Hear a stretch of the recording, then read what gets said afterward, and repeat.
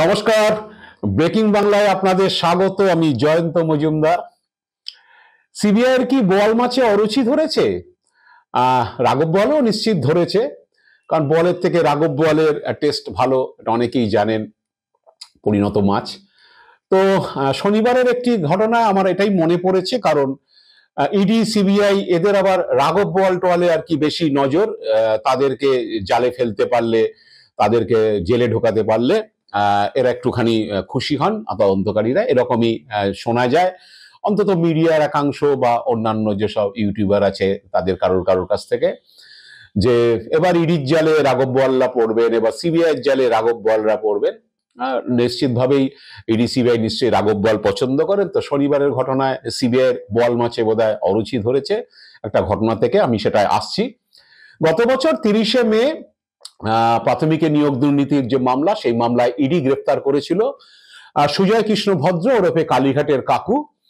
তো সেই গ্রেপ্তারির পরে খুব হৈ হৈ হয়েছিল। কারণটা একটাই, সেটা হচ্ছে যে কালীঘাটের কাকু লিপস অ্যান্ড বাউন্স সংস্থার সঙ্গে জড়িত ছিলেন, যেই সংস্থার একসময় ম্যানেজিং ডিরেক্টর ছিলেন অভিষেক বন্দ্যোপাধ্যায়, পরবর্তীকালে তিনি ডিরেক্টর ছিলেন। এবং কালীঘাটের কাকু ওই সংস্থার একজন অন্যতম ডিরেক্টর ছিলেন, যেহেতু অভিষেকের সংস্থায় তিনি কাজ করতেন। তো সেই সংস্থায় অভিষেকের মা বাবা আরো কেউ কেউ ডিরেক্টর ছিলেন বা রয়েছেন। তো কালীঘাটের কাকু অ্যারেস্ট হওয়ার পরে হৈ হৈ শুরু হয়ে গেল যে এবার একেবারে আসল জায়গায় ঘা দিয়েছে ইডি।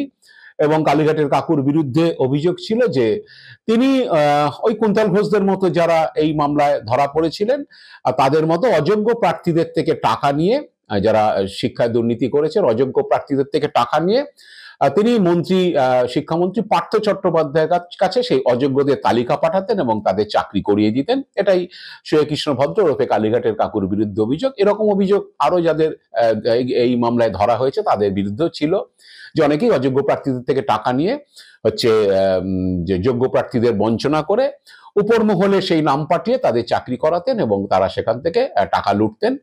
কিন্তু কালীঘাটের কাকুর ক্ষেত্রে একটা অন্য বিষয় হয়ে গেল, যেহেতু অভিষেকের সংস্থা বা অভিষেক বন্দ্যোপাধ্যায়ের সংস্থার সঙ্গে তিনি যুক্ত ছিলেন। তো কালীঘাটের কাকু অ্যারেস্ট হওয়ার পরে শুভেন্দু অধিকারী তিনি টুইট করলেন যে আইনের হাত এবার হৃদয় পর্যন্ত পৌঁছেছে আর খুব শীঘ্রই সেটা মাথায় যাবে। মানে মাথা পর্যন্ত মানে বোঝাতে চেয়েছিলেন কালীঘাটের সব যারা বাসিন্দা।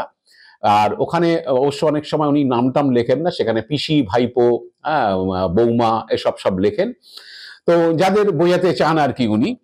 তো এরকম হওয়ার পরে স্বভাবতই সবাই খুব লাফিয়ে উঠেছিলেন যে কালীঘাটের কাকু অ্যারেস্ট হয়েছে, এবার আর রক্ষে নেই, এবার মাথায় সব যারা আছেন কর্তা ব্যক্তিরা সব ধরা পড়ে যাবেন।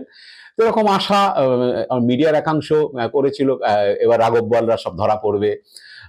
কিছু কিছু ইউটিউবার, কেউ কেউ আর শুভেন্দুর অনুপ্রেরণায় অনুপ্রাণিত, তারা সব করেছিলেন। তা যাই হোক, কালীঘাট কাকু অ্যারেস্ট হলে ইডির হাতে, কয়েক মাস যাওয়ার পরেই তিনি অসুস্থ হলেন। SSKM হাসপাতাল, তার বাইপাস সার্জারি হলো।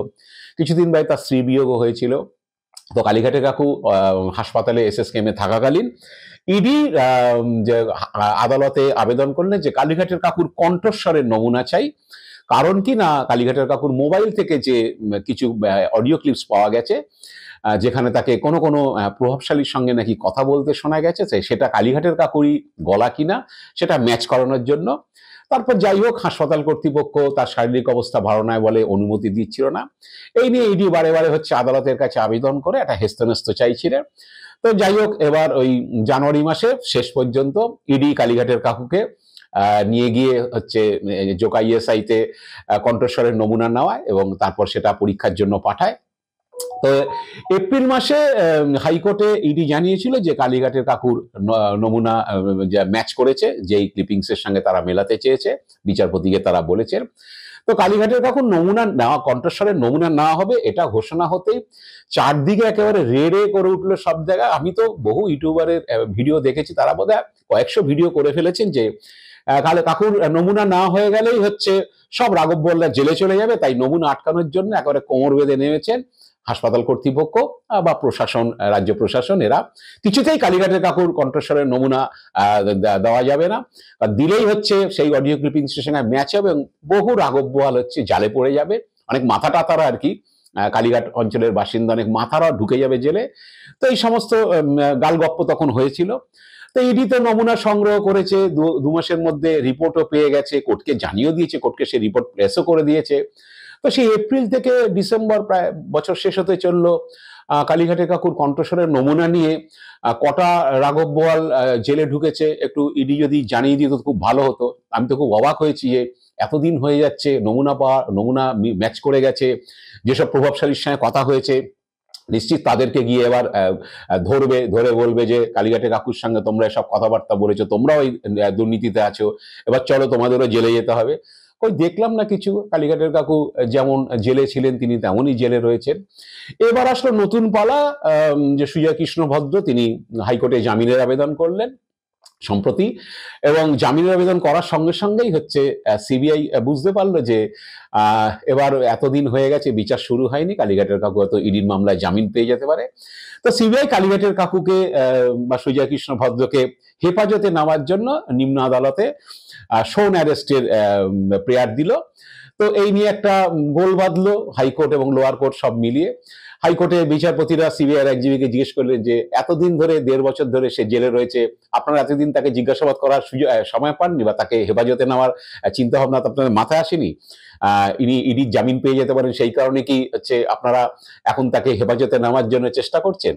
কালীঘাটের কাকু বুঝতে পেরে হচ্ছে তিনি আগাম জামিনের আবেদন করলেন হাইকোর্টে, কিন্তু সিবিআই অনড় তাকে হেফাজতে নেবেই, এবং সেই কারণে হচ্ছে সিবিআই বারে বারে যে আবেদন করছিল যে ওকে হেফাজতে নেওয়া দরকার, এবং ওনারও কণ্ঠস্বরের নমুনা পরীক্ষা করা দরকার আছে।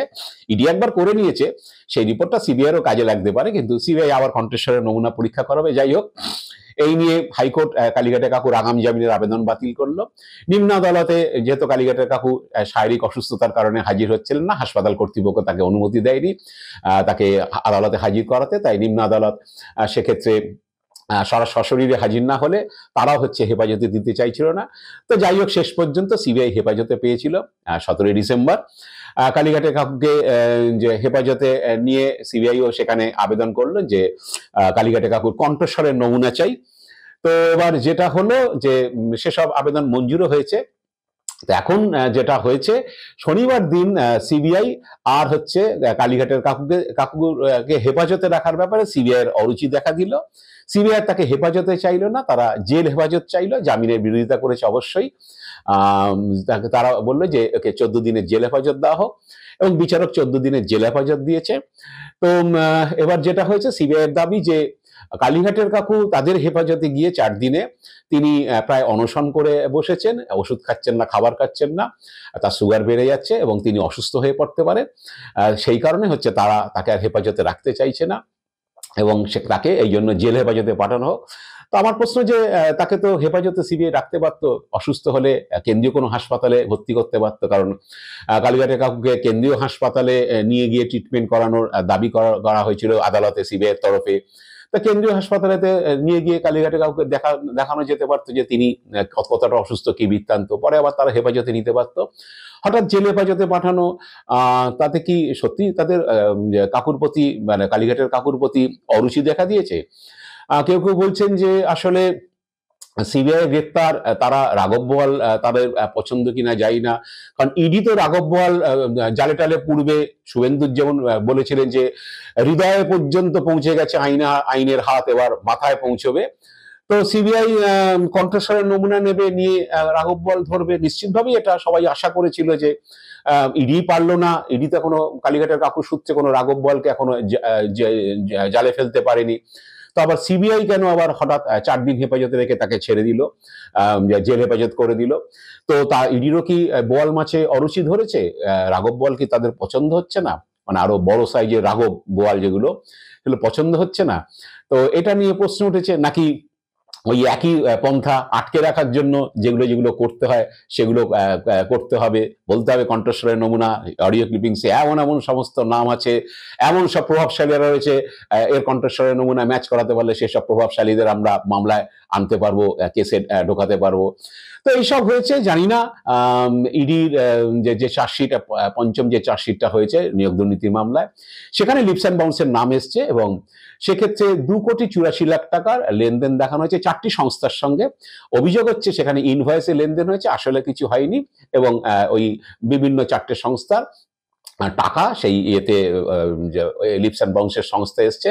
কিন্তু যখন ইডি গত বছর একটি যে প্রেস রিলিজ দিয়ে প্রকাশ করেছিল যে লিপস অ্যান্ড বাউন্স সংস্থার সঙ্গে অভিষেক বন্দ্যোপাধ্যায় জড়িত, সেদিন কিন্তু ইডি লিখেছিল যে ক্রোর্স অফ মানি, মানে কোটি কোটি টাকার হচ্ছে সব লেনদেন হয়েছে। আমাদের মিডিয়ার একাংশ আবার সেটাকে শয়ে শয়ে কোটি, আরো মানে বহু কোটি এইসব গল্প গুজব করেছিল।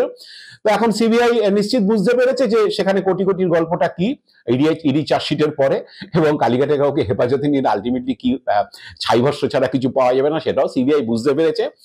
আর এখন নতুন করে কণ্ঠস্বরের নমুনা নিয়ে আমি জানি না ইডির কণ্ঠস্বরের নমুনার থেকে আরো ভালো উৎকৃষ্ট কিছু আসবে, মানে একরকম সন্দেশ, তার থেকে আরো ভালো কিছু সন্দেশ আসবে, কণ্ঠস্বর তো একই আসবে। তো সেই নমুনা নিয়ে সিবিআই আর নতুন করে কাকে কোন রাঘব বোয়ালকে ধরবে আমার মাথায় আসছে না। জানি না, হয়তো শুধু আটকে রাখার জন্যই হয়তো ইডির মামলা গেছে, বিচার শুরু করতে পারেনি, 1.5 বছরের বেশি জেল খাটিয়ে দিয়েছি, এবার সিবিআই মামলা যদি আরো 1 বছর 1.5 বছর জেল খাটিয়ে দেওয়া যায়, এটাই বোধহয় লক্ষ্য। সেই জন্যই বোধহয় সিবিআই এখন হচ্ছে বোয়াল মাছে অরুচি ধরেছে, আর কালীঘাটের কাকুর কণ্ঠস্বর নিয়ে তার মোবাইলে অডিও ক্লিপিং সঙ্গে ম্যাচ করিয়ে রাঘব বোয়ালদের জেলে পড়া হচ্ছে না, শুভেন্দুর আর হচ্ছে আইনের হাত হৃদয় থেকে মাথা পর্যন্ত পৌঁছচ্ছে না। আজ এ পর্যন্তই। আপনারা ভালো থাকবেন, সুস্থ থাকবেন। নমস্কার।